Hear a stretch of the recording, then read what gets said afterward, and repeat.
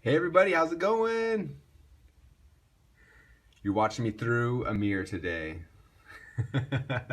How's it going, everybody? I'm sorry I haven't been talking to you guys for a while. We've been traveling and going a little bit crazy. Okay, I'm going to show you guys the Marketing Quickies intro, and then we'll get started on our Marketing Quickies for today. So give me 1 second here.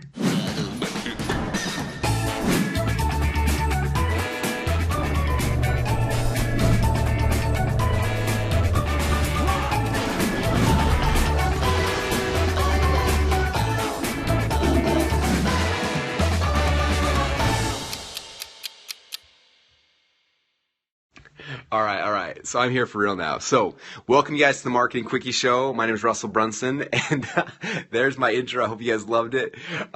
So today's message, I showed you guys behind the scenes. I'm gonna post up pretty soon, like behind the scenes footage. So you guys can all see how it all works.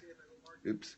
But it's pretty awesome, like the way Ray and his team, Ray from RayAnimation.com, they built that out and did an amazing job, and they are awesome. So, all right, so here's what I'm talking to you guys about today. So I'm in the UK, I'm in London, and today we've been going all over the place, and to a whole bunch of stores. And we did a bunch of cool things. We went on this bus tour around the whole city, which was awesome at first. It started raining. Then we went to, I think it's called Henneman's. Yeah, it's like the first toy store ever, which was pretty cool. It was huge, it was like 7 stories tall. Went to there. We got an echo. Sorry, I'm in a hotel room. So that was awesome. And then we went to just a whole bunch of different stores and locations. It was interesting, and I don't know if this is everywhere, but almost everywhere that we went today, outside of the toy store was amazing. But every other store we went to had a horrible process that they took people through. And I started thinking about, like, in this business, how I kind of got started. And one of the things that helped me, this is before we ever called it funnel hacking, but this is like one of the original things is I used to just be really obsessed with the process of how people do things, how companies do things. How many of you guys like to go to GNC, the store GNC, General Nutrition Center? If you guys like GNC, give me a double tap as fast as you can.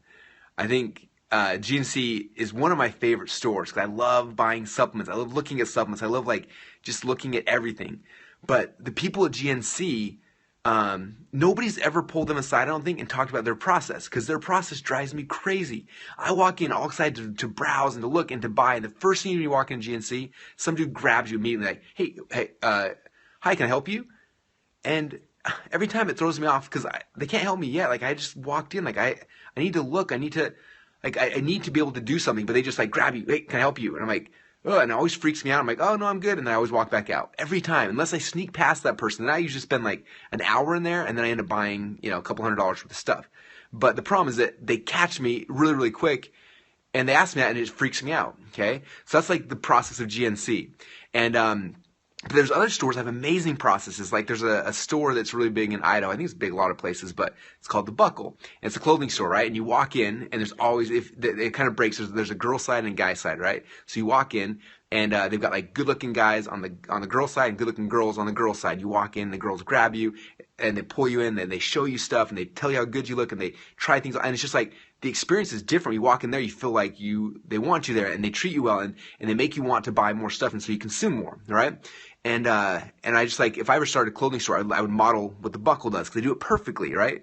And then I started thinking about that, like, when I came here, and we went to these different stores, like, I don't know, probably 10 stores we've been to the last 2 or 3 days, and the processes are horrible, all of them. And again, I don't know if it's a UK thing or a London thing or just the stores we happen to go into, but I look at, like, where we're from in the States, for the most part, a lot of these processes have been figured out, right?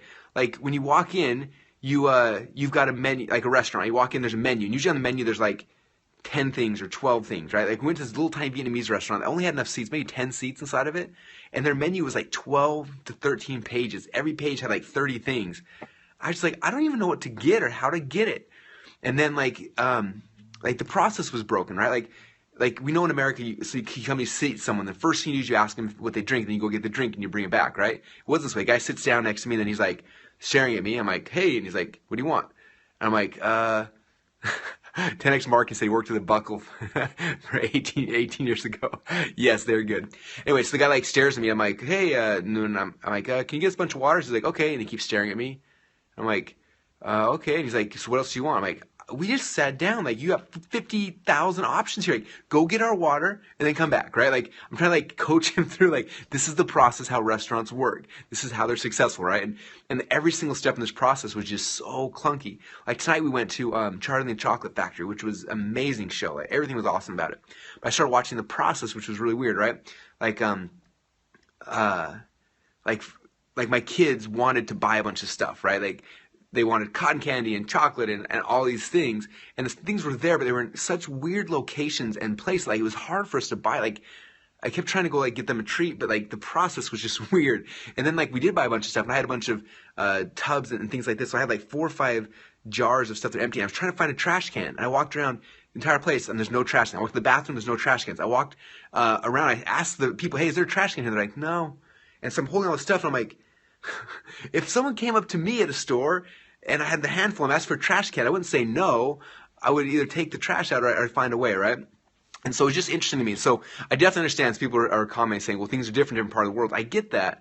But people are people, and people like to be treated good no matter what. And I just feel like I just dropped the camera. Hopefully you guys are still back here. Someone says no trash cans because of bomb security. Sorry, I dropped the camera and anyway, so what I was just gonna say is, and again, I understand there's different cultural things to that, but I would say if I owned a restaurant or I owned anything, I would go and find the best people in the world who are doing that thing, right? And I would go and I would funnel, I'd walk through their process and see what they were doing and why they're doing it. Like I would go to, if I had this show Charlie and the Chocolate Factory, I'd go to Broadway and see what are they doing and how are they doing and what are they doing to extract money from customers in a way that's cool that the customers love, right? Now, the opposite side of that is we went to this, again, I think it's called Henneman's. Let me see, I got the bag here. No, Hamley's Toy Store. So Hamley's is the biggest, or the original toy store, the very first toy store ever.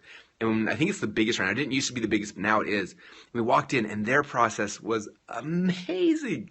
I was so impressed. Like, it was kind of like if you go to the fair and you got the people who are out there doing the demos, like trying to sell stuff, right? They had 5 or 6 demo people at every single floor in Hamels. And what was cool was that every single one of these booths wasn't just like a booth, someone demoing. Like every person had a script and they had a process and they had something they took into it and they made a pitch at the end. And it was amazing. My kids were going insane. They wanted every single thing. And it was crazy. And so like that store, like we spent so much time and so much money in there because they had mastered the process. Like they were the best in the world. Like if I was gonna open a toy store, first thing to do is I'd fly here and I would spend a month walking through and hearing the pitches, and I'd be trying to hire the people doing the pitches because they were so good. Like that's what I do. That's what you should be doing. So that's kind of the practical approach for while you should be funnel hacking no matter what business you're in. Okay, and I'm not making anything rude against anyone here in London, or it could have been just the places we went to. Ray asked if we did the magic pack. I almost got sold on the magic pack. What I'm saying is for you is whatever it is you're selling, if you're selling online or offline or whatever, I don't care what you're doing, just assume that you're not very good at it at first. And even after you're really good at it, assume you're still not good at it. And find the best people in the world. There's a reason why I funnel hack about 20 different funnels per month, okay? Because I realize that I think I'm pretty good, but there's people that are better than me. And so I'm funnel hacking and I'm buying their products and services just to see how are they doing and why are they doing it. Because it's very important for me to keep them on my game and see what's working and keep evolving that. And the same thing for you guys. So whatever business you're in or the business you want to be in, go out there and find the best in the world and funnel hack them. Okay, and the funnel hacking could be online buying the product, or it could be offline, or it could be calling their phone number, whatever that is for you and your business. You got to do that, and that's how you're gonna become the best. And it's a lot of fun. So I hope that helps. That was kind of my thought today as I was watching some people execute amazingly and watching others who didn't. And wishing I could talk to these guys about funnel hacking, but I can talk to you guys about it because you guys understand and you care. Best tools for funnel hacking online. It's called ClickFunnels. Boom. So anyway, that's kind of the process, you guys. But that's what I got for you tonight. I'm going to go to bed now because it's late. And I hope if you guys had fun, give me a double tap. Give me some hearts if you had a good time tonight. Okay. Awesome, awesome. We appreciate you guys. Thanks for participating in these, hanging out with me, and hopefully you are getting value out of them. Appreciate you guys. And we'll talk to you guys all again soon. Bye.